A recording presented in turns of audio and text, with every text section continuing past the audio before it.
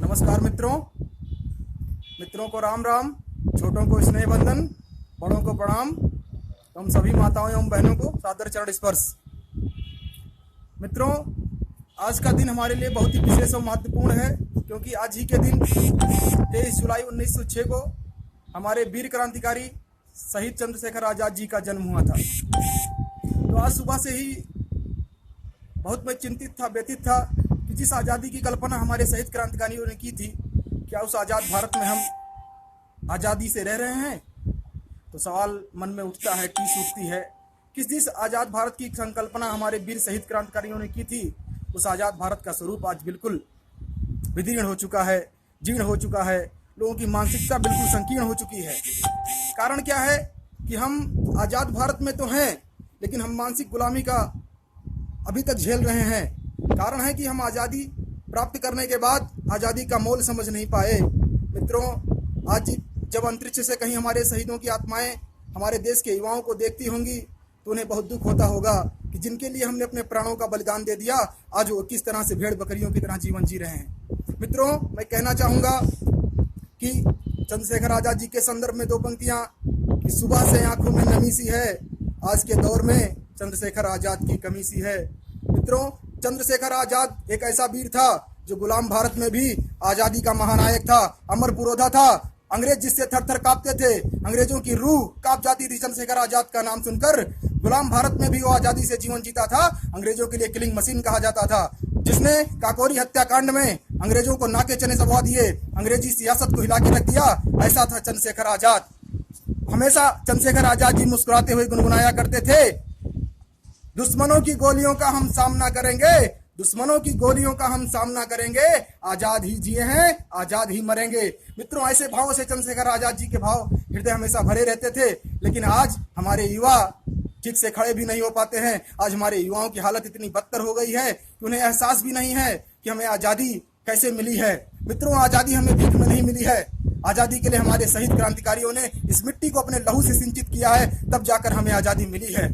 आज़ादी पाने का मतलब है कि हम आज़ादी के अर्थ को समझें। मित्रों, मैं कहना चाहूँगा, आज़ादी पाकर आज़ादी का अर्थ अगर हम भूल गए, पागल थे आज़ाद भगत जो हंसते हंसते जीवन भूल गए। मित्रों, आज हमारे शहीद क्रांतिकारी जितने भी शहीद हुए हैं, अंग्रेजों ने 7,32,000 क्रांतिकारियों को डायरी में लिख लिख कर मार दिया, और जितने के नाम डायरी में नहीं है उतने कितने हैं उनका अंदाजा लगाना भी मुश्किल है। ऐसी परिस्थिति में अगर हम आज़ादी नहीं समझते हैं तो हमारे लिए इससे दुर्भाग्य का विषय और कोई हो नहीं सकता। मित्रों, आज़ादी क्या होती है? आज़ादी का पर्याय क्या होता है? आज़ादी का स्वरूप क्या है? आज़ादी मतलब होता है समाज में फैली सभी रूढ़ियों से आज़ादी, जो हमारे समाज में बराबरी के अधिकार को रोकती है। मित्रों, बहुत दुख होता है देख के। मैं बोलता हूँ तो लोग बोलते हैं, आप क्यों बोलते हैं, आपको क्या जरूरत है? तो मित्रों, मैं कहना चाहूँगा, पड़ी जो बंद सदियों से वो खिड़की कौन खोलेगा? घने भ्रम के अंधेरों में बताओ कौन डोलेगा? मेरी माँ भारती के जख्मों पर आज भी बोलो, अगर मैं भी नहीं बोला तो बोलो कौन बोलेगा? अगर मैं भी नहीं बोला तो बोलो कौन बोलेगा? मित्रों, आज संग्रहालय में, हमारे संसद में महात्मा गांधी जिस रस्सी से बकरी को बांधा करते थे, उस रस्सी को संग्रहालय में रखा गया है। लेकिन जिस फंदे को हमारे भगत सिंह झूले थे, उस फंदे का आज तक नामो निशान नहीं है। उस फंदे को कहीं सुरक्षित नहीं रखा गया। इससे दुर्भाग्य क्या होगा? बकरी बांधी जाए तो उसको संग्रहालय में स्थान दिया जाए, और जिस पर हमारे शहीद वीर अपने प्राणों की आहुति दे दें, उस फंदे का नामो निशान तक ना मिले। कितने दुर्भाग्य की स्थिति है। इस हमारे इतिहास में चोर अय्यासों को पढ़ाया जाता है, हमारे शहीद वीर क्रांतिकारियों को आतंकवादी कहा जाता है। इससे दुर्भाग्य की स्थिति हमारे लिए और क्या होगी? मित्रों, हमें जागना होगा, अपनी ताकत को लोगों को दिखाना होगा कि हम युवाओं में दो पंक्ति आप लोगों को कहना चाहूंगा, जब तक आप नहीं जागोगे तब तक इस राष्ट्र में आपका शोषण होता रहेगा, आपका जो है मान मर्दन होता रहेगा, आपको हमेशा जो है दबाया जाएगा, आपके अधिकारों को आपसे छीना जाएगा। युवा क्या है? आज कहा जाता था कि जिस ओर जवानी चलती है उस ओर जमाना चलता है, लेकिन आज विपरीत हो गया है। जिस ओर जमाना चलता है उस ओर जवानी चलती है। क्या यही जवानी होती है? क्या हमारे युवाओं का रक्त ठंडा पड़ गया है? क्या जवानी को लकवा मार गया है? आत्मा संड हो चुकी है? अगर नहीं तो अपनी जो है पहचान बनाइए, अपने आप को समाज के सामने प्रदर्शित करिए कि हम युवा हैं। मित्रों, मैं दो पंक्तियां कहना चाहूंगा। युवा देश के कंधों पर देश का भार उठाना है, चाहे कुछ भी हो जाए, इस देश को हमें बचाना है, इस देश को हमें बचाना है। लेकिन मित्रों, देश बचेगा कैसे? कैसे बचेगा? आज के हमारे युवा शराब, सिगरेट और मादक द्रव्यों से अपने शरीर को खोखला कर रहे हैं, दिन रात शराब सिगरेट में डूबे रहते हैं। ऐसे युवा हमारे देश का भला करेंगे? हरगिज नहीं कर सकते। आज युवाओं का स्नायु तंत्र बिल्कुल खोखला हो चुका है। हमारे स्वामी विवेकानंद जी कहते थे, युवा मंदिर जाएं या ना जाएं, लेकिन युवाओं को फुटबॉल खेलना चाहिए ताकि उनका स्नायु तंत्र मजबूत हो, उनका जो है सीना फौलाद जैसा हो। लेकिन आज हमारे युवा इस बात को समझते नहीं हैं। वो समझते हैं हम तो भारत में आज़ादी हमको मिल गई है, लेकिन आज़ादी ऐसे नहीं मिली है। Freedom is not given, it is taken. हजारों वीर क्रांतिकारियों के लहू के बाद हमें आज़ादी मिली है, तो हमारा ये कर्तव्य है कि उस आज़ादी को हम समझें और अपने खून के एक एक कतरे से उस आज़ादी का कर्ज चुकाएं। जो आज़ादी हमें मिली है, ये शहीद वीर क्रांतिकारियों का हम पर कर्ज है। इस कर्ज को उतारे बिना अगर हम मर गए तो हमारा जीवन समझ लीजिए निरर्थक है। सार्थक और सफल जीवन मित्रों उसी को कहते हैं जो राष्ट्र के काम आए, देश के काम आए। देश के काम अगर नहीं आया तो उस जवानी का कोई मतलब नहीं, उस खून का कोई मोल नहीं। खून तो सबके रगों में बहता है, खून तो सबके रगों में बहता है, लेकिन लहू उसे ही कहा जाता है जो इस देश के काम आए, इस धरती के काम आए। मित्रों, आज देखेंगे राजघाट में महात्मा गांधी के समाधि पर जो हमारे वीर सैनिक पहरा देते हैं। कितने शर्म की बात है, एक मुर्दे की मजार पर हमारे शहीद क्रांतिकारियों के पराक्रम को तौला जाता है मित्रों। लेकिन वहीं हमारे चंद्रशेखर आजाद जी को जाके देखिए, अल्फ्रेड पार्क में आज उनकी समाधि स्थल पर कहीं कोई पहरा नहीं है। मित्रों, 4 पंक्तियां उसके बारे में मैं कहना चाहूंगा। जो हमारे मित्र रुद्राक्ष बदायूनी जी की पंक्तियां हैं, जो हमने पिछले 23 जुलाई को जो है अल्फ्रेड पार्क में बैठकर सुनी थी कि खून और खामोशी में सदियों तक वाद विवाद रहेगा। तुम चुनो अहिंसक राहें पर, अपना तो पथ प्रतिवाद रहेगा। आजाद की पिस्टल की गोली को सुनकर भारत मेरा आबाद रहेगा।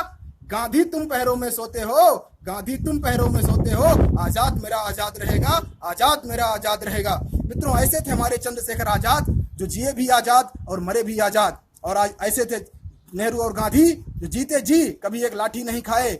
जेल में बैठकर कोई डिस्कवरी ऑफ इंडिया लिख रहा था, तो कोई जो है कुछ लिख रहा था। तो क्या इसे आजादी कहते हैं? आजादी कैसे आती है, इंकलाब कैसे आता है? जब लोग हम अपना लहू बहाते हैं इस माँ भारती के लिए, इस देश के लिए। मित्रों, इंकलाब एक दिन में नहीं आता। हमारे मित्र कहते हैं क्रांति कैसे आएगी, देश कैसे बदलेगा? देश प्रयासों से बदलेगा, देश संघर्ष से बदलेगा। जब तक हम आप संघर्ष नहीं करेंगे तब तक देश नहीं बदलेगा। संघर्ष मतलब होता क्या है? संघर्ष का मतलब अपने गांव में, अपने देश में, अपने समाज में जो भी समस्याएं हैं उनका हम विरोध करें, समस्या के खिलाफ आवाज उठाएं, उसके खिलाफ बोलें। अपना विरोध सिर्फ जो है शब्दों से ना प्रकट करें, उसको समाज के सम्मुख प्रकट करें, समाज को बताएं, समाज को आईना दिखाएं कि समाज में हो क्या रहा है, देश में क्या हो रहा है। लोगों को जागरूक करें, लोगों को बताएं कि आज़ादी का मतलब क्या है, आज़ादी मिली कैसे है। आज हमारे युवाओं को ये भी पता नहीं रहता कि आज चंद्रशेखर आजाद जी का जन्म दिवस है। कुछ युवा अगर कुछ की प्रोफाइल पे देख लेते हैं तो तुरंत जो है खुद भी शेयर कर देते हैं या लिख के डाल देते हैं। मित्रों, कितनी विडंबना है, कितने दुख की बात है कि जिन्होंने हमें आज़ादी दिलाई उनका जन्म दिवस, उनकी शहादत तिथि हमें याद नहीं रहती। इससे अच्छा होता कि हम चुल्लू भर पानी में नाक रगड़ कर मर जाएं, शर्म से डूब मरें। मित्रों, जिन्होंने हमें आज़ाद भारत में सांस लेने का मौका दिया, उन्होंने खुद जो है मौत को गले लगा लिया, लेकिन हमको आज़ाद भारत में जन्म लेने का मौका दिया। उन्होंने कभी नहीं सोचा कि मैं आज़ाद भारत में जीऊं। उनकी सोच थी कि हमारी आने वाली पीढ़ी अमन और शांति से जीवन गुजार सकें। अगर वो भी चाहते तो जी सकते थे, लेकिन उन्होंने अपनी मौत को गले लगा लिया, क्योंकि हमारी आने वाली पीढ़ी आज़ाद भारत में नया सवेरा को देख सकें। मित्रों, आज हमारे युवा देखते हैं अन्याय होता है, अत्याचार होता है, चुपचाप खड़े हो जाते हैं, वीडियो बनाते हैं, कुछ नहीं कर पाते हैं, चुपचाप तमाशा देखते हैं। उससे कुछ होने वाला नहीं है। मित्रों, मैं कहना चाहूंगा, उबले ना अन्याय देखकर हम उसको पानी कहते हैं, जो चरण मृत्यु से धुलवाए हम उसे जवानी कहते हैं। मित्रों, जवानी वही है जो हमारे देश के काम आए, हमारे धर्म के काम आए, हमारे समाज के काम आए। सिर्फ 18 साल का हो जाना युवा होने का पर्याय नहीं है। 18 साल का हो जाना, 25 साल का हो जाना, उम्र बढ़ने से युवा होने का अंदाजा नहीं लगाया जा सकता। युवा असल में वही है। मित्रों, 2 पंक्तियां मैं कहना चाहूंगा। संघर्षों के साए में असली आजादी पलती है, इतिहास उधर मुड़ जाता है जिस ओर जवानी चलती है। मित्रों, इसके साथ मैं कहना चाहूंगा, आज अगर हम अपने राष्ट्रीय परिदृश्य की बात करें तो चारों तरफ बेरोजगारी, भुखमरी, हत्या, बलात्कार, हमारी बहन बेटियों की अस्मतें सुरक्षित नहीं है। कारण क्या है? क्योंकि हम युवा नपुंसक हो गए हैं, निरंकुश हो गए हैं, निष्क्रिय हो गए हैं। अगर हम जागरूक होते तो किसी की औकात नहीं थी हमारी बहन बेटियों को छेड़ सके। अगर हमारी बहन बेटियों की अस्मत आज लूट रही है तो ये मर्दानगी पर हमारे प्रश्न चिन्ह है, हमारी मर्दानगी पर लानत है। अगर हमारी बहन बेटियां सरेआम घूम नहीं पा रही हैं, विद्यालय नहीं जा पा रही हैं, तो हमारे युवाओं की मर्दानगी पर लानत है। ऐसे युवाओं को मर्द कहलाने का कोई अधिकार नहीं है। ऐसे युवा मर्द के नाम पर एक बदनुमा धब्बा है। इससे अच्छा तो हिजड़ा हो जाओ। हिजड़े इससे बेहतर है, कम से कम वो मर्दानगी का ढोंग तो नहीं पीटते। मर्दानगी का नारा लगाने से मर्द नहीं हो जाओगे। मर्दानगी के लिए लड़ना पड़ता है, समाज से टकराना पड़ता है, संघर्ष करना पड़ता है, फिर जाके मर्द का तमगा मिलता है। मर्द ऐसे नहीं कहलाते। हमारी बहनें सुरक्षित नहीं हैं। आज हर रोज भारत माता के चरण रक्त से धोए जाते हैं। इस भारत भूमि में अगर ऐसी स्थिति है, आज हमारी भारत माता दिन पर दिन घायल हो रही है, दिन पर दिन उसके अस्मत को लूटा जा रहा है। आज कुछ दरिंदे भेड़िए वैसी हमारी बहन बेटियों को अमन चैन से जीने नहीं दे रहे हैं, वो सुरक्षित नहीं है। कब तक बताइए, कब तक ऐसा चलेगा? कब तक आप सोते रहेंगे? अगर अब भी आप नहीं जागे तो आने वाले समय में आपका अस्तित्व खतरे में आ जाएगा। हमारी युवा पीढ़ी अस्तित्व विहीन हो जाएगी। अगर हम नहीं जागे तो मैं आपको निश्चित बताता हूं, आने वाले समय में आपका बहुत बुरा हाल होगा। आप दुनिया के नक्शे से मिट जाओगे। फिर जो युवा देश कहलाने का अधिकार आपको मिला है वो भी छिन जाएगा। फिर आप कहीं के नहीं रह जाओगे। हिंद महासागर में डूब के मरने के सिवा और कोई चारा आपके पास नहीं होगा। इसलिए और मित्रों, मैं कहना चाहूंगा, जागो, अपनी ताकत को पहचानो, अपने पराक्रम को पहचानो। आप ऋषियों की संतानें हैं, आप शहीद क्रांतिकारियों के वंशज हैं। और मित्रों, आज भी कुछ लोग हमको धमकियां देते हैं। मैं उनको कह दूं, कफन से अपना नाता है, कफन से अपना नाता है, जंग की अब की बारी है। मत धमकाओ देशद्रोहियों, मौत से अपनी यारी है, मौत से अपनी यारी है। मित्रों, मैं डरने वाला नहीं हूं। मैं कहना चाहूंगा युवाओं को, आप इस मुहिम में हमारे साथ आएं, बदलाव लाएं। जब तक आप हमारे साथ नहीं आएंगे तब तक मैं कुछ नहीं हूं। जब तक आपकी ताकत हमें नहीं मिलेगी तब तक हमारा भी कोई अस्तित्व नहीं। मित्रों, ये 5 उंगलियां देखने में अलग अलग हैं, लेकिन जब ये 5 मिल जाती हैं, संगठित हो जाती हैं, तो आप किसी को आसानी से गिरा सकते हैं। ठीक उसी प्रकार मित्रों, जब तक झाड़ू का सीख एक अलग अलग रहता है तब तक वो कचरे का ढेर रहता है। लेकिन जब वही सीख को हम एकजुट करके, संगठित करके बांध देते हैं तो वही झाड़ू कचरे को साफ करने का काम करती है। तो आपको निर्धारित करना है, आपको ये सोचना है कि आपको सीख बनना है, कचरा बनना है, या आपको झाड़ू बनना है। मित्रों, आपको झाड़ू बनकर समाज में जितने भी दरिंदे हैं, जितने भी अपराधी हैं, उन सब का सफाया करना होगा। मित्रों, जो शास्त्र समझते हैं उन्हें शास्त्र से समझाएंगे, जो शास्त्र नहीं समझते उन्हें शस्त्र से समझाएंगे।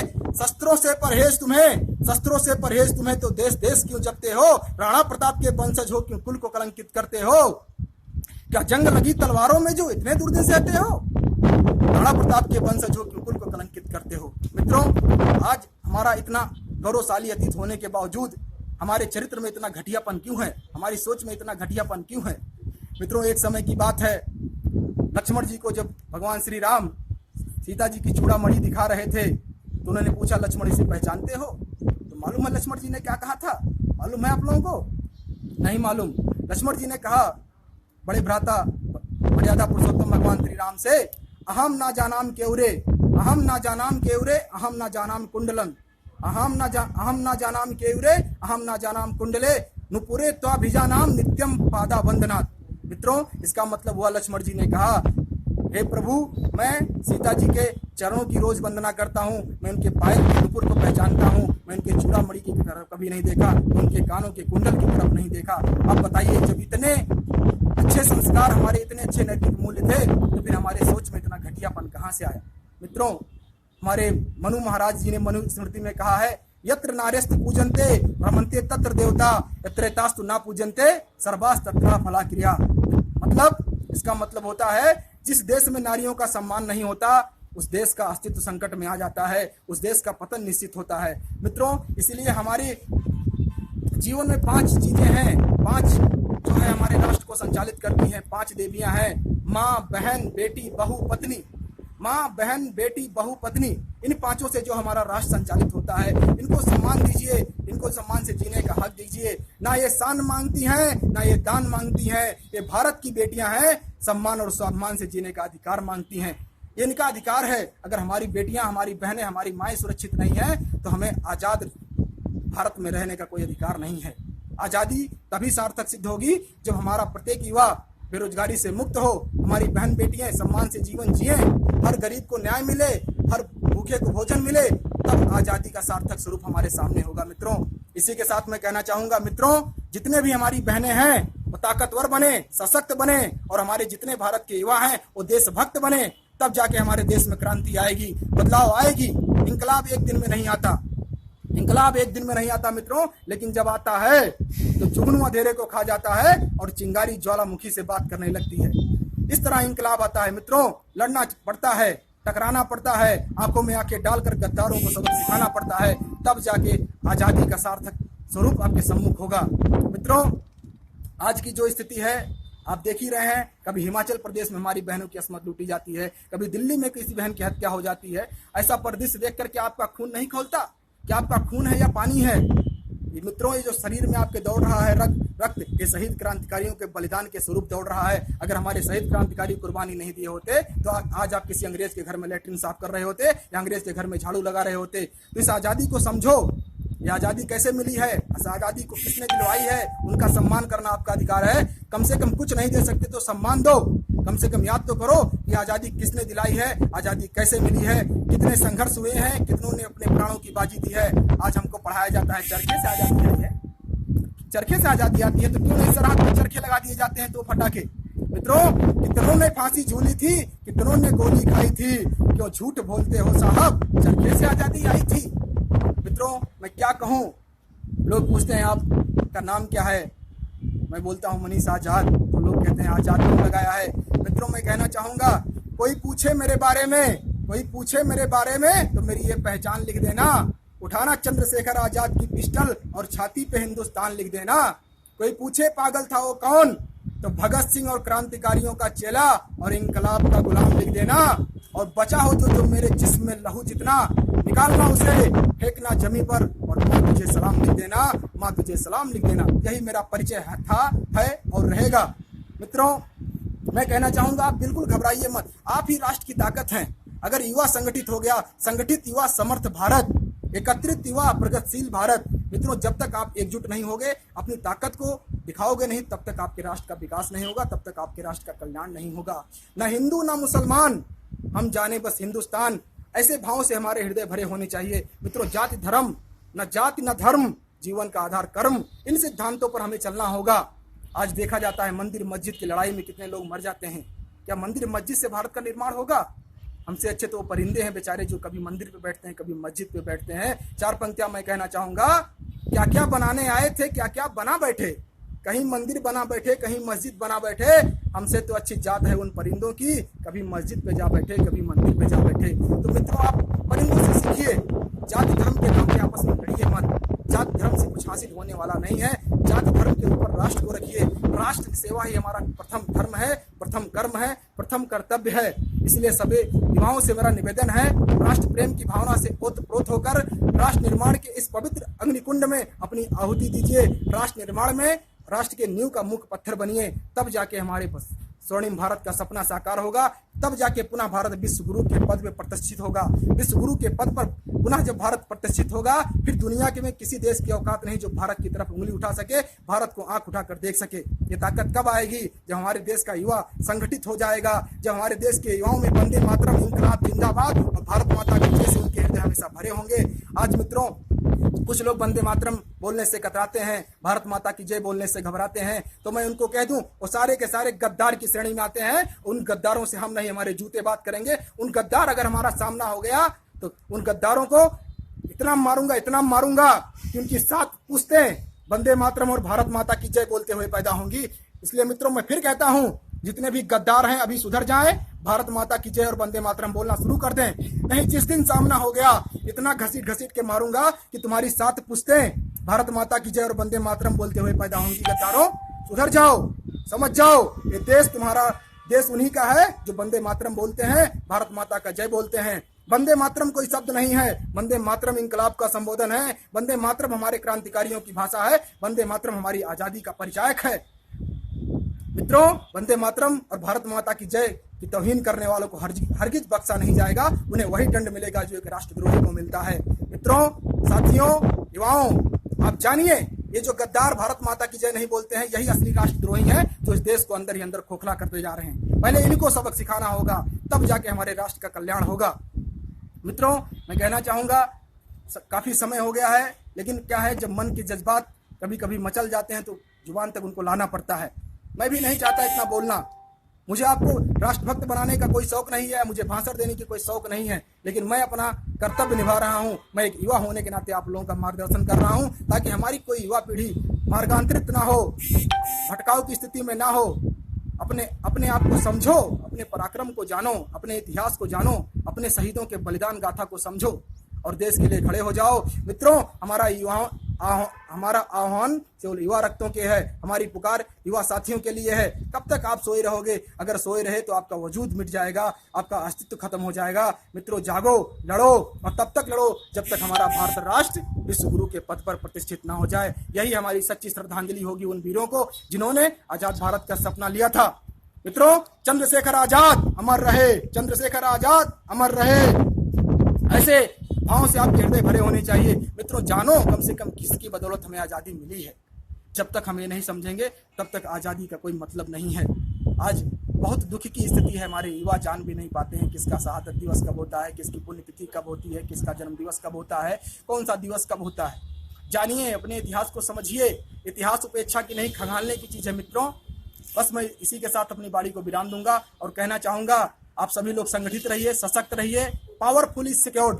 जो सशक्त है वही सुरक्षित है। मित्रों, सशक्त बनिए, संगठित रहिए, तब जाके आप जो है एक उत्तम भारत का सपना साकार कर पाएंगे। एक भारत श्रेष्ठ भारत तभी होगा जब आप मिलजुल कर रहेंगे, आपस में मिलकर रहेंगे, तभी हमारा भारत मजबूत होगा। मित्रों, इसी के साथ मैं अपनी वाणी को विराम दूंगा। जय हिंद, जय भारत, वंदे मातरम, इंकलाब जिंदाबाद, भारत माता की जय।